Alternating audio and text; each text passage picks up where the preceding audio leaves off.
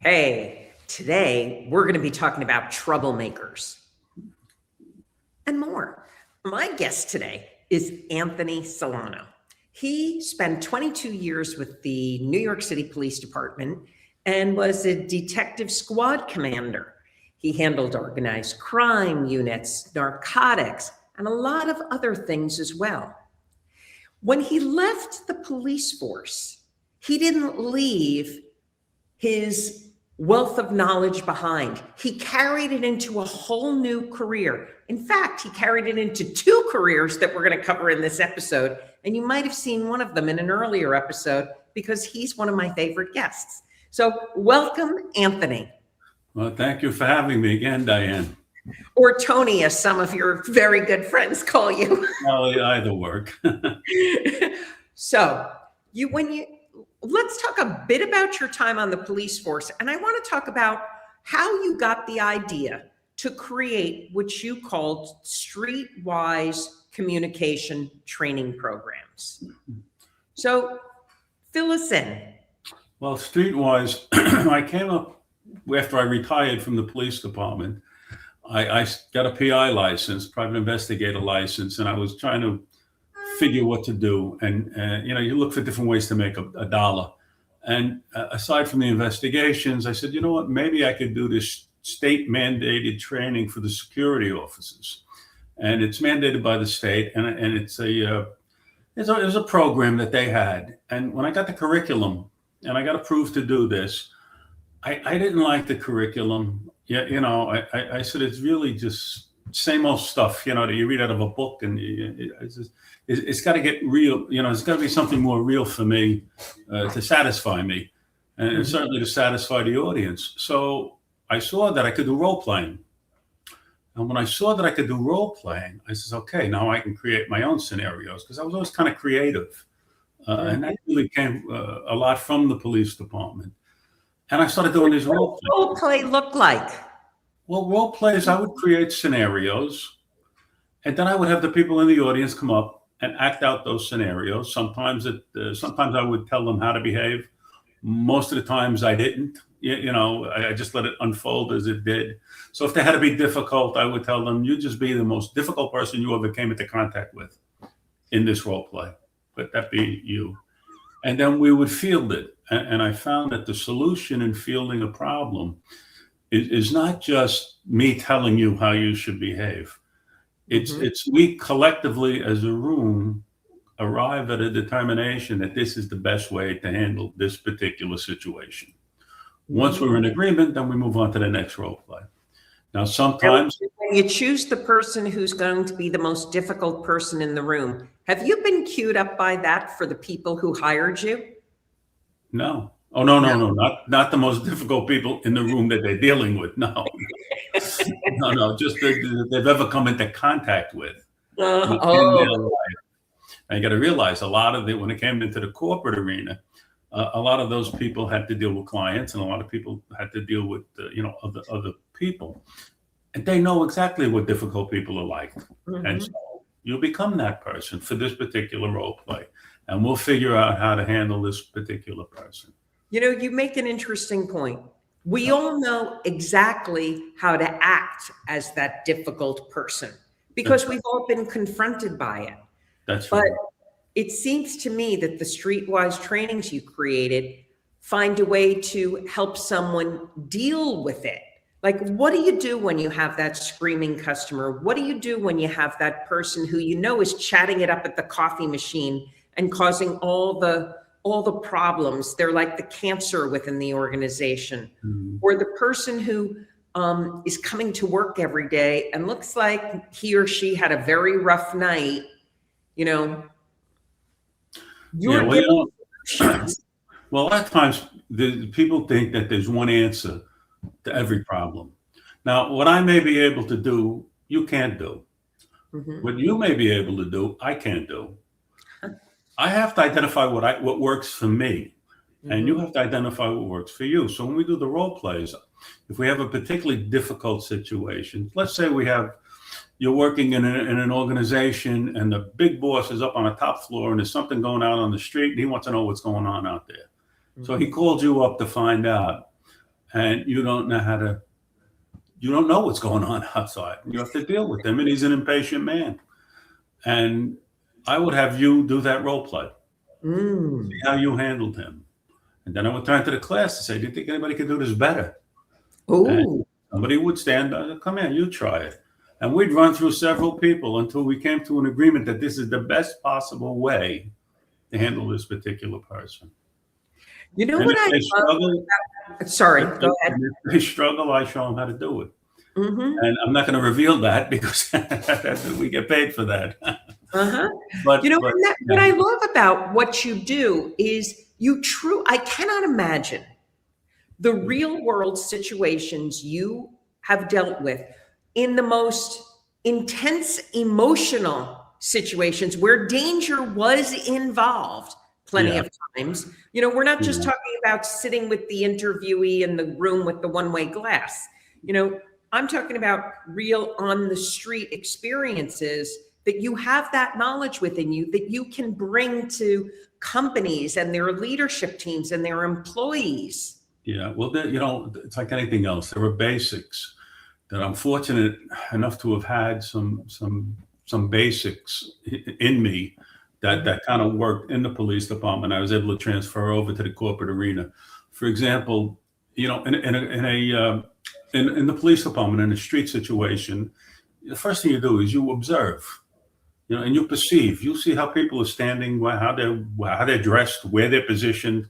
You watch. You're trying to observe, and then you act. Get the facts, and then you act. But first you observe. Mhm. Perception and inquiry. And then you follow it up with the inquiry. Same Which is a thing. lost skill to stop and observe. That's Most exactly right. people go into action mode. You got a problem in the workplace. You go into the office. You see the first thing you do is you look. Who's sitting where? How are they positioned? What's their body language look like? Hmm. Who looks at, you get a lay of the land a little bit, and then you proceed cautiously, you Hmm. know, and sometimes you want to speak in generally to the group. Sometimes you want to break them apart and speak to them individually, but it depends upon the situation, Hmm. and it depends upon, your credibility as a supervisor. The key to 99% of this stuff is supervision. Hmm. Good supervisors, you have few problems. Poor supervisors, you have big problems. And for me, the biggest red flag is whenever, especially in the police department, when I would hear, "Oh, he's a great boss," or "She's a great boss." Now, depending upon who that comes from. Now, if you're a real worker and a hardworking individual, and you have that kind of reputation, and you were to say that I'm a good boss, well, that's very complimentary because Hmm. it's coming from a worker. But if I'm a marginal person, if you're a marginal player and you're You're a a person who really slacker. doesn't work that hard, and you were to say, well, he's a good boss, well, then you're talking about somebody who's giving away the store. Hmm. That's not in the interest of the business owner. So a lot has to be with the perception of where it's coming from. So when you hear people complain, you size up who's making the complaint, and that's part of your observation skills. Hmm. You know, You and know, also, in talking to people, that their communication's interesting because the more well versed you are at feigning sincerity or sometimes strength or even ruthlessness, I guess, or vulnerability, or more convincing your manner, the more fluid you are in your ability to accomplish your mission. So in the police world, now how to just transfer to corporate to police? Well, if you can get a guy to confess to murder, obviously you used one of those techniques to win him over, to get him to confess to you. Because let's talk about that. What are good techniques you would use to get someone to confess to a murder that would be applicable in a corporate environment? Obviously, we're hoping there's no murders in the Well, environment. the first thing is understanding. Hmm. If you're gonna bang heads with somebody, so you're a terrible guy, you did a terrible thing, you should get 1,000 years in jail, you deserve 1,000 stitches. If you're gonna come from that position, it's very hard to get them to cooperate with you. Hmm. Unless you want to hang them out a window or something, you're not going to get the guy to tell you too much. However, if you were to feign that you understand why he did what he did, or why she did what she did. Now you're almost an ally, and they will explain. And the more you nod as they explain, I mean, they're cutting their own throat, but you're you're encouraging them to speak, and you have a sympathetic ear, and that's how you get the information out of them. So when somebody complains to you in a corporate arena about someone, you say, "Really? He did that? Really? No, tell me more. What else did he do?" You want to get all the facts, and that's how you get the story out of people. And then when you speak to the person on the other side, you use the same approach. The only thing you're taking the other position, and you get their side. And somewhere in between both versions lies the truth, and then you deal with that. So there is an application that does apply. You got to understand a lot of this has to do with experience. How many situations are you going to have in a corporate environment? You're not going to have hundreds of them. You're going to have them from time to time in the average workplace. But in the police world, you have it every day. You have a different argument, a different situation, a different personality every day. So there's repetition there. And the more you do anything, repetitively, you get very good at it. You get better at it. It's truly what I find most fascinating about you, and that you segued your experience into this, is that, I always say, if I was a coach on if I was a player on an NHL team, or if I'm watching a professional sport, the first thing I say to somebody who knows more than me is, did that coach play? Did that coach play? Or are they teaching from like a rule book or something they read?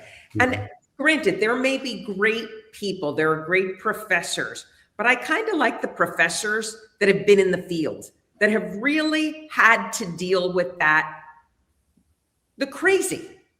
Whether it's a crazy customer that thinks their milk is not almond milk and it was supposed to be almond milk and they're convinced it's coconut milk, or the person that, is a hostile shooter in an environment. When you have that experience, you come from a completely different perspective, which is what you bring with these trainings. Yeah, there's no excuse. There's nothing better than experience. Again, in the police world, I found that maybe 10% of the cops actually did cops and robber police work. And I'm talking about, jumping out of cars and putting handcuffs on people and, proactive police work. Maybe 10% of the cops did that. Most of the cops responded to jobs. They handled the problems as they came. But the aggressive types, and back in the day, I was one of the aggressive types. You get a lot more experience in dealing situations because you tend to dig yourself in a lot of holes, and then you got to dig yourself out of them.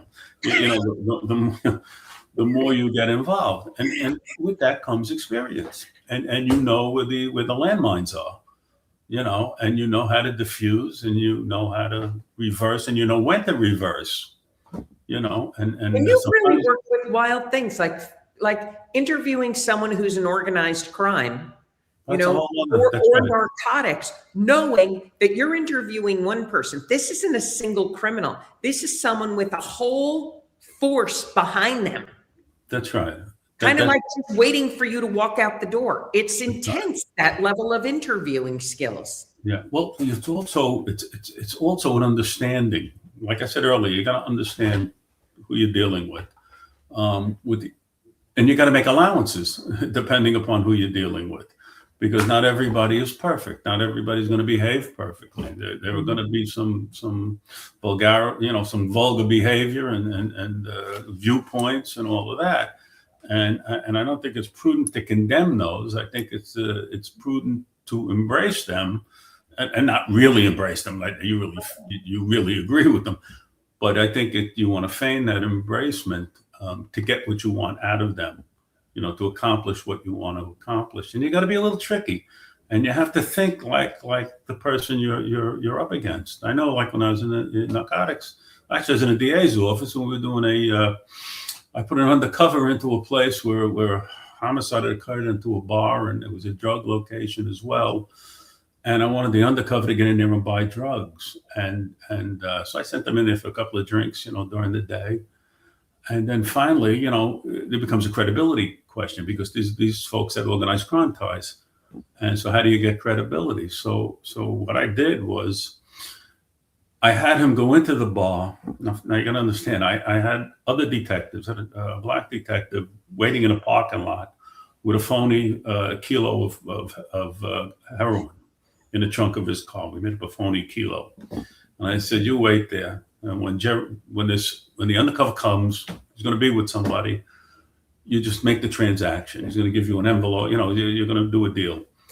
And I told the undercover, when you go into that bar, have your beer like you do in the morning. Tell the local who's always there drinking to take a ride with you, right? And you take him to this location. Let him see you do this deal. And then you give him $100 when it's over and forget about it. And that's the end of that. Don't worry. Your reputation will go throughout that bar that you're a big-time drug dealer now. And that'll establish you as somebody trustworthy in that bar. So you see, you got to be a little creative. And I was creative. Yeah, you know, and that helped me with these role plays and coming over into the corporate arena. You know, I could tell you another instance that I thought was there was a fellow I was looking for a homicide that he created. I was in Chinatown at that time in the Lower East Side. And I was looking for this one guy and couldn't find him. And I went to see somebody who seemed to know everyone. And I told him, I'm looking for this guy. You know, he's got a case. You know, we want him for murder. And if you see him, let me know. Yeah, okay, I'll let you know. I never heard from the guy. A week passed. I went back to the same person. I said, listen, forget about it. If you see him, don't bother calling me because the case fell through. I picked up the guy the next day. I outfoxed him. You know, after a week passed and nothing happened, I knew he wasn't on my team. But you see, so it's a little bit of creativity, and that's the way you got to kind of think. You know, I don't know if it's cunning. I'm not quite sure how you would describe that, but that's an asset when it comes to transferring it over into the corporate arena when you're doing training, because you have to be able to think on your feet and be able to find a way that's palatable and acceptable to everyone. And sometimes when you do this training, particularly, you know, with some people that they're hard to train because they think they know everything. Mm-hmm. And so you have to be patient and you have to sort of expose them that they don't know as much as they know without it actually embarrassing them or humiliating them. Mm-hmm.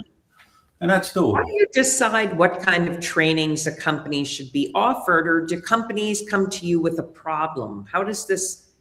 Well, originally, when I first started doing it, I would try to sell you supervision training, sexual harassment training, workplace violence training. You know, after a while, when I got better at it. You know, I sort of got used to it. I realized that this isn't being done because you want to better your workforce. This is being done because you got a problem. And you want to have an answer for your boss or for somebody, or the boss wants to have the answer.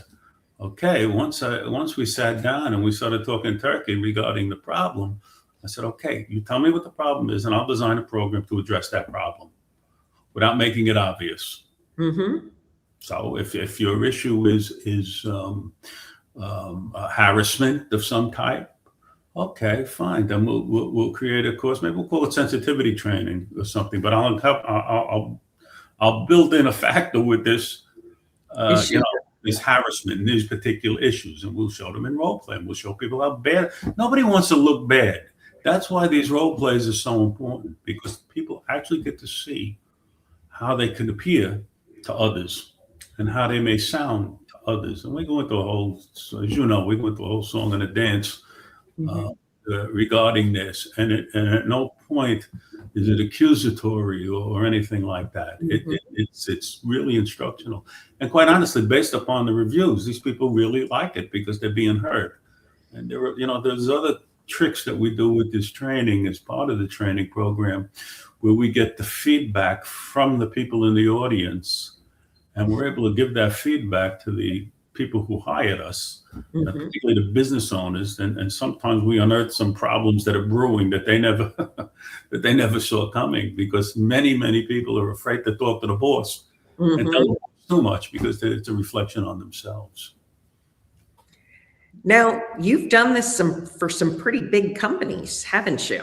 I did, yeah, we did. I've done Morgan Stanley, Bear Stearns, Marsh McLennan, McGraw-Hill, the Fifth Avenue bid, the Boar's Head, I mean, a whole bunch of UNLV out in Las Vegas, Rutgers University, Nassau Community College. You know, you do one, you do another, and then the word spreads a little bit, and then you got security companies that hired me because they may lose a contract, which is a whole different type of training because I remember I had one that they had all retired police officers that were working in this site, and it's a very well-known place.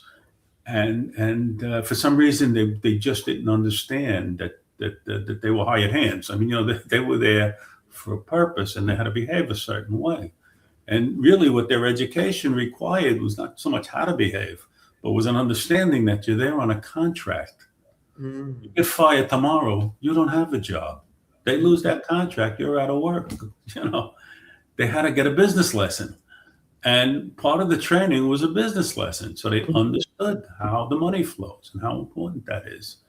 And explaining it from the owner's perspective, that if it comes between you and making a dollar is going to win. You'll be gone.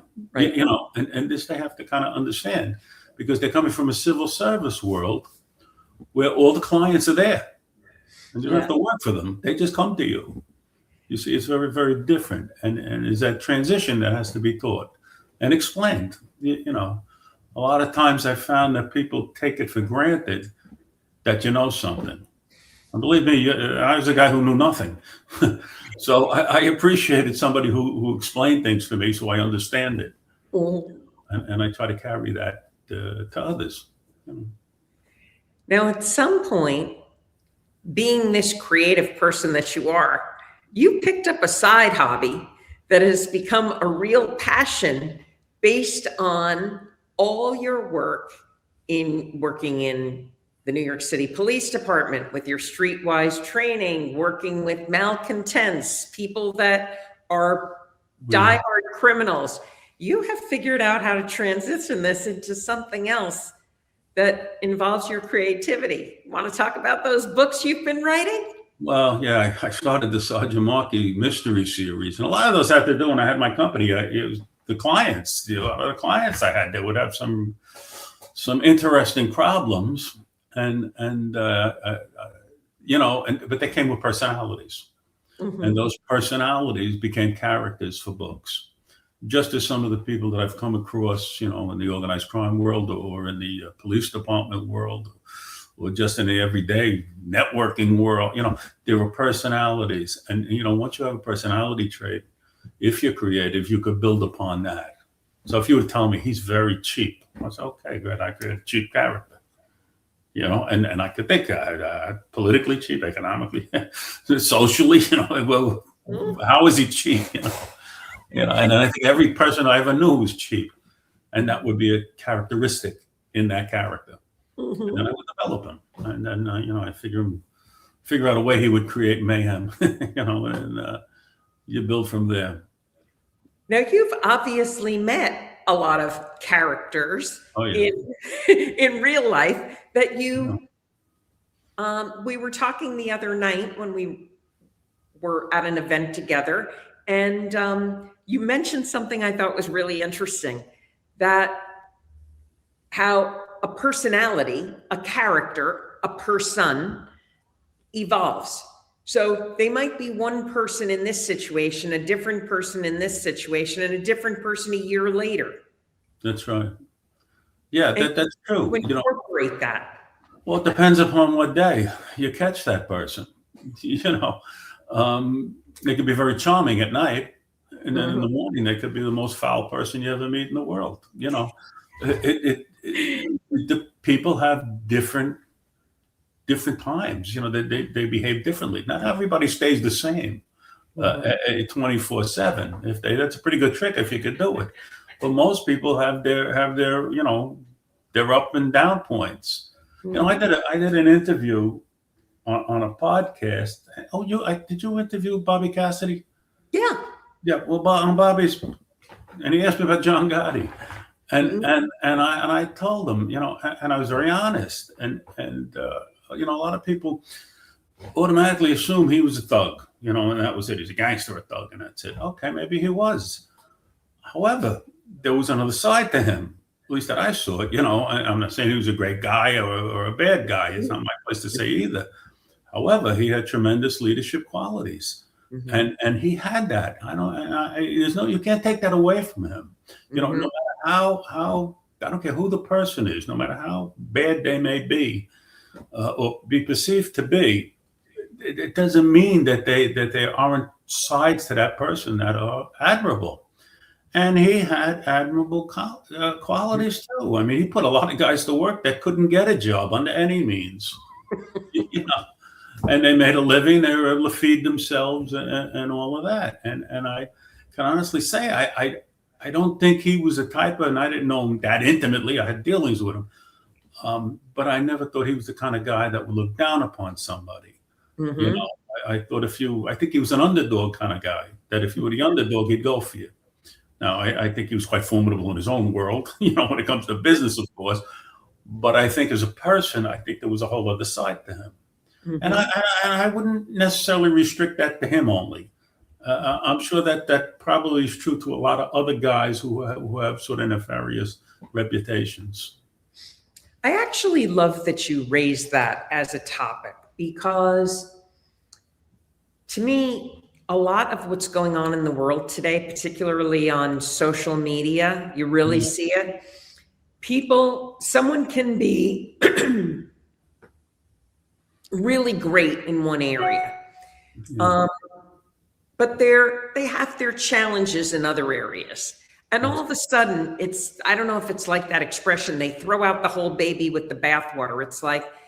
It's almost like today people are expected to be perfect in all areas, and they're not granted the fact that, this is a human who happens to be really good at basketball, or really good at golf, or really good at whatever they do, whatever it is they do. But it doesn't mean they're perfect in all capacities. And that's really become an issue, I think, in society.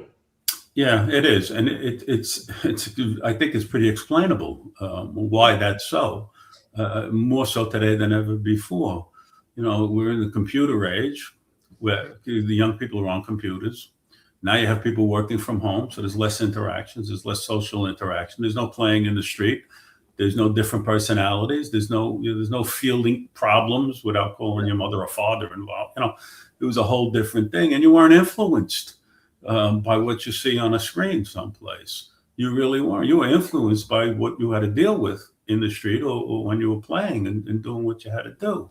So I know as a young guy myself that I would never be influenced by somebody telling me something on a television or on a computer screen, or even reading in a book.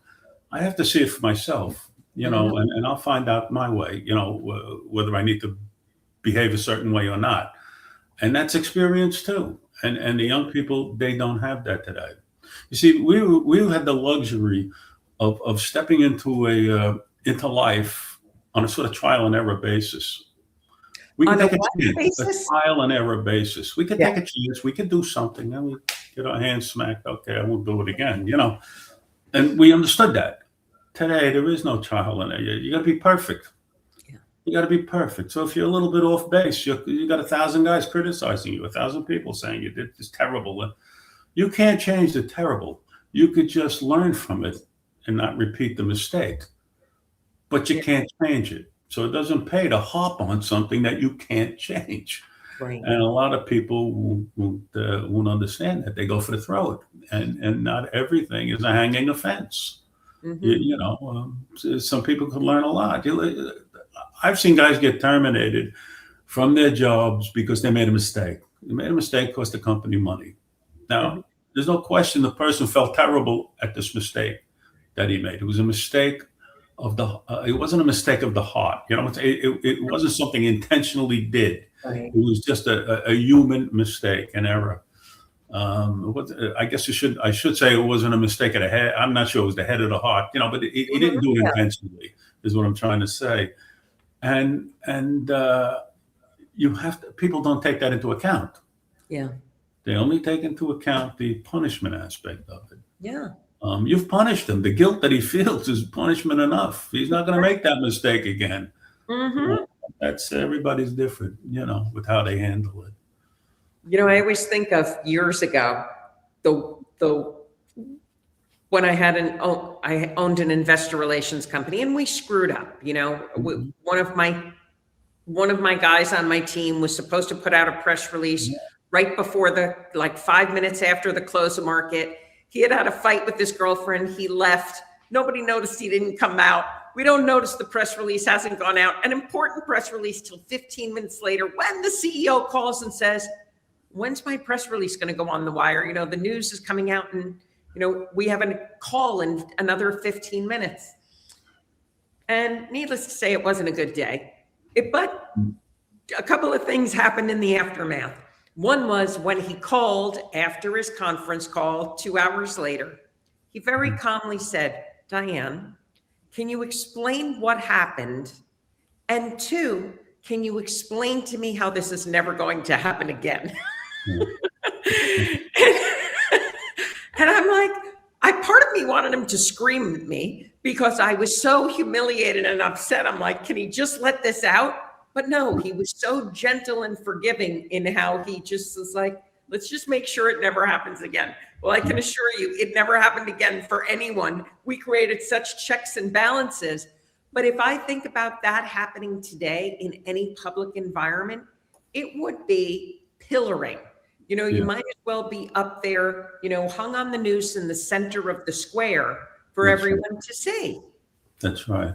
That's why supervision training, I think, is so key, because supervisors can't be timid. I mean, they can't be afraid to make a decision, and they can't be afraid of getting criticized. I mean, you can't let the tail wag the head.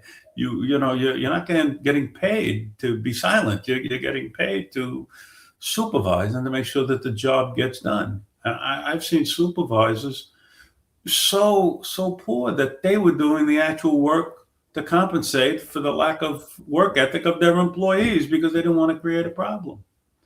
Now, isn't that an interesting phenomenon when you see that? Like, what do you have for if you can't delegate? No question. They don't. They need to be taught that your job is to get the work done. Your job is not to do it. All you have to do is be fair and firm, but mostly fair. You want to be fair with people. No one could ask for more than that. And the perception of look, you're getting paid extra money to be the boss, so you have to be the boss. And the perception, how people perceive you, has to be pristine. It can't be, cars. You want to carpool with somebody. You want to carpool with a subordinate. Okay, but there's a perception to that. The perception is that there's going to be favoritism, even if there isn't. Yeah, you've created a perception, and you're not doing yourself any favors with that. Particularly if there comes a point where you have to play boss with somebody, they're going to throw that up right in your face. I ran a squad of detectives, and I was in Bay Ridge, was the best precinct in Brooklyn at the time. I guess it may still be. And all the restaurants were there, and all the detectives would go to the restaurants, and some of them treated them well, and some, and I never went. I God's honest truth, I never went. Well, how come you don't want to come? I don't want to come because somebody's got to play boss.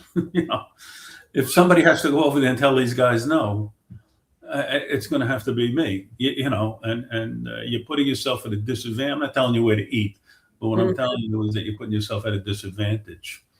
Because if you have to play cop, or if you have to do your job, you really don't want people to throw things up into your face. You came in here and ate like it was your last meal. That's a really other good point you've just made. I hear today a lot of bosses saying, well, we've got younger people coming in that probably due to the internet, because everyone now has a voice. They're, coming into the work environment, great creative people, talented, but what I'm hearing, I can't say I agree with it one way or another, but I have heard this many times. Those very same younger people expect to be treated on an equal level as the boss. That's right. That's And right. that's creating a lot of workplace conflict. Yeah, but And who do you blame? You don't blame the young people. You blame the bosses that created the environment. You no, know? And that's really the problem. You know, it's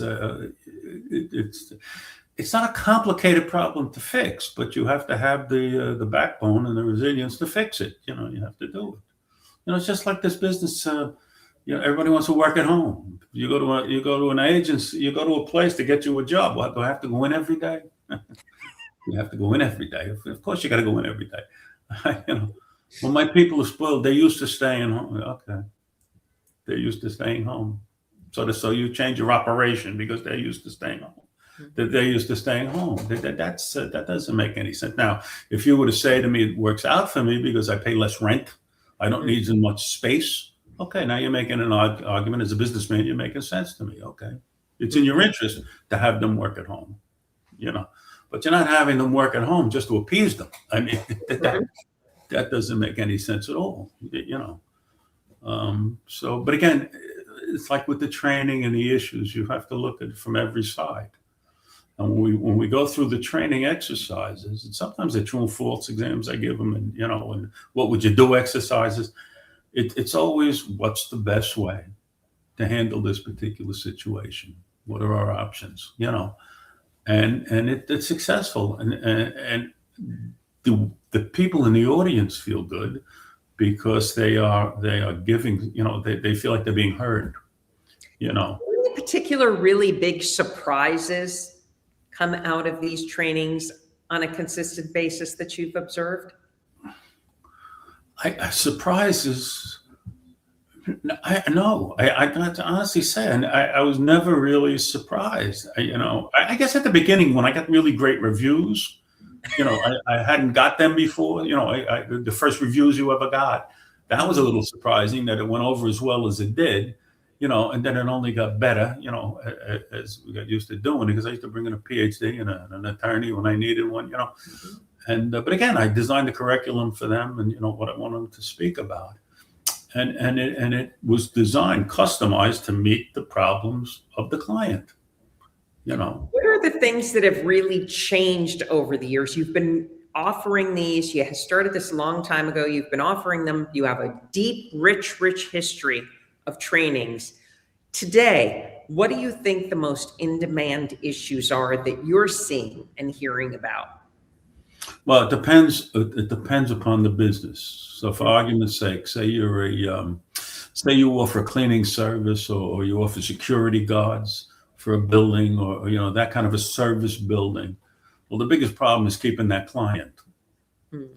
So, and the second biggest problem with those are bidding for the contract to get that client. What distinguishes you from somebody else? So, and I had made some associations with folks that own those companies. Says, you know what? You put this training in your proposal, you do this once a year. You can charge another $0.25 an hour, or $0.50 an hour, and it'll distinguish you from everybody else. You know, make it different. So that worked. Now, but again, that's creative. You figure another way to hit the ball. As far as the once you've satisfied the client the first time, you're in their Rolodex. The next problem they have, they're going to quit. Nobody wants training for the sake of having training. They want training as an answer to solve a problem.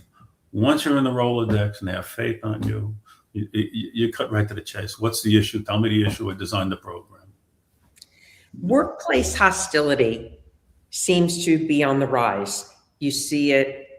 You can see it almost every place you go. You can be online in a coffee shop and somebody's getting pissed off and angry that it's taking a little too long for their coffee, or at the post office. And by the time the person gets to the counter, they're ready to explode at the person who's behind the counter. In an office environment, we saw it on the street a year ago or so with a executive, you know, being killed, murdered, you know, by someone. Are companies reaching out about this? Like how can we identify workplace violence before it hits those catastrophic levels? Well, that would be basic violence in the workplace training. Mhm. You know, if they were able to articulate what exactly their concerns were, then we design the program for their workplace, Mhm. violence in the workplace training. And you know, some people, if they wanted to do it every year, you know, I did all the department heads at the National Community College Mhm. violence in the workplace. And every time I went out there, you know, the professors know everything, so you have to be a little creative every time you go out there. You can't give them the same program. Mhm. And so I give them a different program every year. It was all the same violence in the workplace, but I had it presented differently. I created panels and let them be the judges. I did all kinds of stuff, you know, to keep it new for them, fresh for them, but they had to stay on their toes so they knew what they were doing, as Mhm. opposed to listening to the same stuff a second year in a row or the third year in a row. You know, creativity is you know, creativity is key. You know, it's key with everything. You know, I had a guy, and he was complaining to me one time that he couldn't collect money from one of his clients, and you know, he was having trouble with collections, and he didn't know what to do about it, and he also had trouble getting into certain places. And I gave him a formula that always worked for me for collecting money and for getting into places I couldn't get into. And it worked. And I don't know if I should share it with you, but I guess I guess I Boy, could. am I tempted to hear this. So you can decide whether it's going to be the next time I see you or on this show. Well, I don't mind. To me, it doesn't make. I always approach clients, you know, carrying carrots. I said, you know, if I have no carrots in my hand, you don't want to know me. But if I'm holding a carrot that can make you a buck, you're going to want to know me. Mhm. So my call is going to get answered because I got something for you. And that's how you get paid. And that's how you meet people. You know, Mhm. it worked. You know, it was a formula that worked. Yeah. Because at the end of the day, all of these people are in business for the same reason. They're in business to make a living.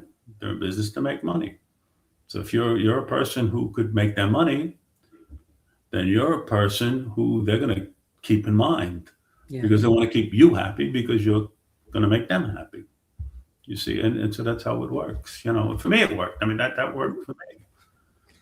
You I know? would imagine during your trainings, there's a lot of nervous laughter, you know, because people know things are happening, but they don't necessarily want to talk about it.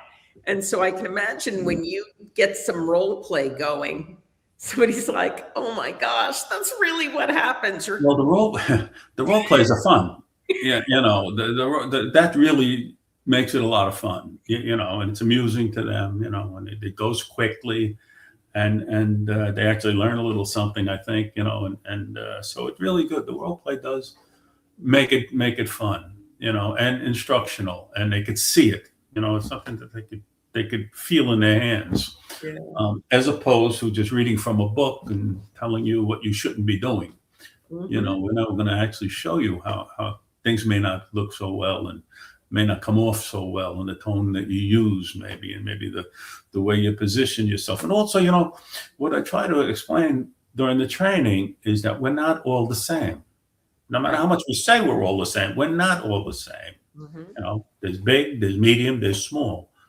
There's, you know, width wise, height wise, you know, we're Mhm. all different. And some of us have a very, very commanding presence, and some of us don't. You know, some of us have a more mellow presence. You have to really know where your zone is with that, Mhm. and you key in on your. It's like driving on the ice. You're going to drive that car where the dry patches are. You're not going to stay on the ice. You're going to look for the dry patch, and it's the same thing.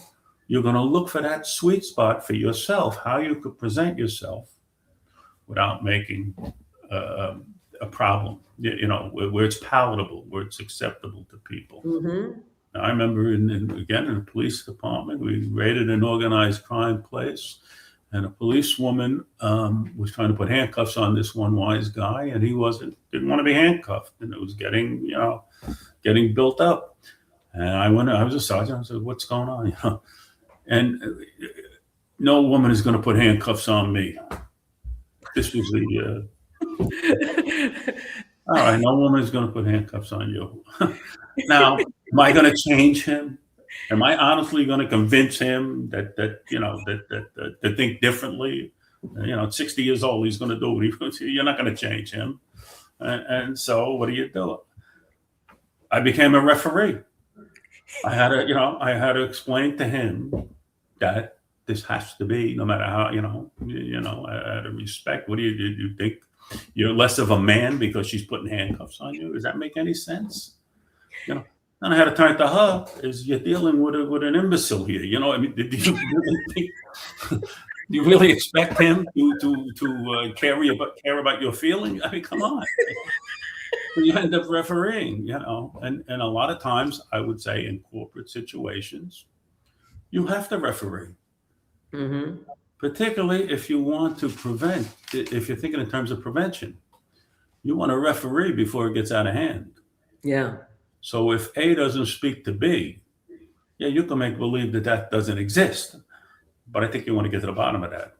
Mm-hmm. So A doesn't have to necessarily like B, but B doesn't have to necessarily like A. But they have to work together. And they have to treat each other respectfully if they'll work in this place. When you talk about the role play, my mind tripped back. I always loved comedy, improv. Yeah. Because if you put two people in an improv situation, especially if one's a better comedian, it's just hilarious because you really realize how another person can take another totally off guard, say something that they have no idea like how to react to. So I can, these role play that you set up are truly priceless. That's a great skill to be practicing. Yeah. And realizing, as you said, no one size fits all. It's different situations. But if you've never confronted a situation and had to box and punch through it, you don't know how to do it.